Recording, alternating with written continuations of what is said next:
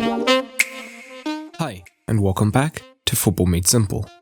We are back with an in-game analysis of the Premier League encounter as Spurs hosted Arsenal in the North London derby. Both sides needed to win to further their hopes of qualification for Europe, and it was a closely contested encounter, but in the end, Spurs came away 2-1 winners thanks to Son and Alderweireld, whilst Lacazette scored for Arsenal. Spurs did come away ahead on XG as well, but what tactics did both Jose Mourinho and Mikel Arteta use? Well, in this video, we take a look. A quick reminder of the formations. Mourinho had a formation that throughout the match functioned as both a 4-3-3, but most commonly was a 4-4-2, with Sissoko and Lucas staying wider. Arsenal, on the other hand, lined up in a 3-4-3 that looked like this. As Arsenal had the majority of the possession, with 63%, let's take a look at what they did with the ball. As always, Arsenal looked to play out from the goal kicks through Martinez, whilst the three centre-backs took up the width of the pitch, allowing their wing-backs to hold this higher position. Spurs would push Kane and Son high. However, it was relatively easy for Arsenal to pass through this first phase of play, using their 3 versus 2 advantage, if Spurs didn't commit their midfield to the press. But when Spurs did press Arsenal deep, it was a different story. There was a 3 versus 2 here, however, Arsenal only had 2 central midfielders in this region, and Spurs had 2 as well, but their wider midfielders, Sissoko in particular, could come in narrower to help the press.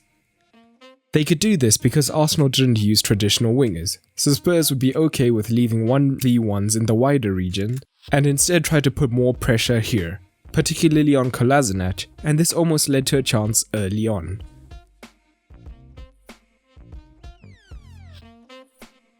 In general, Spurs did look to cut off passing options whenever the ball went to the wide centre-backs.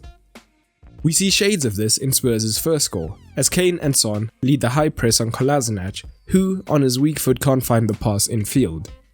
The back pass is intercepted, and Son eventually gets the chipped goal.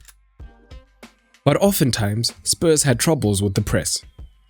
For the most part, as discussed, Arsenal would keep the ball relatively easily here due to their man advantage.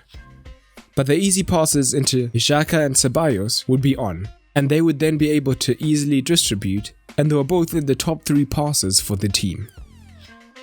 This is because Spurs' pivots couldn't always press them, as Aubameyang and Pepe came central, and they were cautious of leaving gaps into the men in zone 14.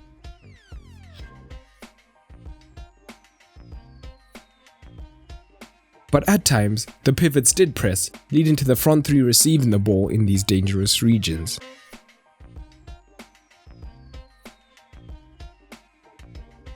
Alternatively, Lacazette and Pepe in particular were happy to drop deep into the midfield to help create a 3 versus 2, whilst the 2 remaining forwards pinned the centre-backs back.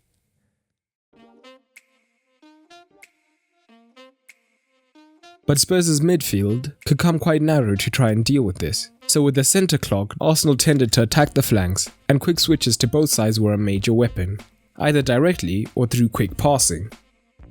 On the right, this led to a chance when Bellerin was 1 versus 1 with his fullback, Davies, as he often used his pace to get around him and attempt the cross.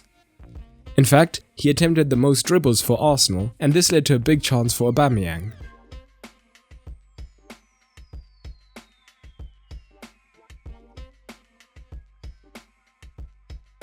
We see a little bit of this in Lacazette's goal, as the move originates from the switch looking for Aubameyang, which is then knocked down, and after some poor defending, the goal comes about. Interestingly, Arsenal attacked with the front 5, something which Arteta may have picked up from Pep, with wide fullbacks and inside forwards tying up the opposition fullbacks. The combination of space out wide and men attacking the box meant that Arsenal attempted 19 crosses.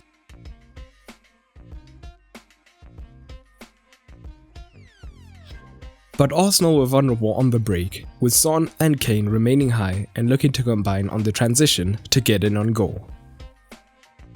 But how about Spurs? How did they look to attack? Spurs were much more willing to go long, with Lloris attempting 25 long balls compared to Martinez's 1. Kane would usually go up for the aerial, while Son and the winger, depending on the side, looked to get onto the second ball, which they did have success with at times.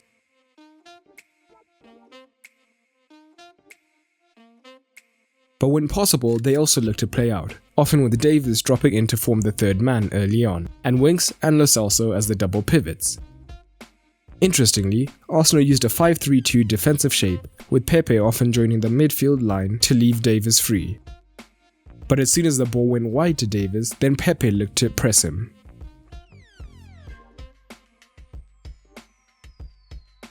But if Spurs managed to play through this, they could get through the centre more often than Arsenal did.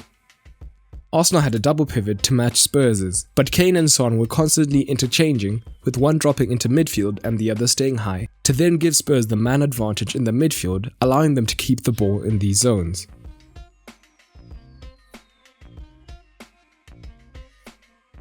At the same time, Moura and Aurier were sure to stay wide and provide Spurs with the width.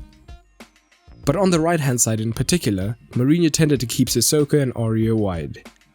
This is because Aubameyang isn't naturally a defensive player and tended to stay higher up the pitch, and as a result they'll try to get 2 versus 1s against Tierney to get the cross in, and the pair combined for 6 crosses between them, however, to no avail. Overall, Spurs will be happy with the win that sees them leapfrog Arsenal, and they showed more attacking threat than in recent matches. But both teams have a lot to sort out in the summer if they're to have a better season in 2020-2021. As always, these are on all the tactics, so drop anything else you noticed down in the comments below. But that's all for today, and remember, keep it simple.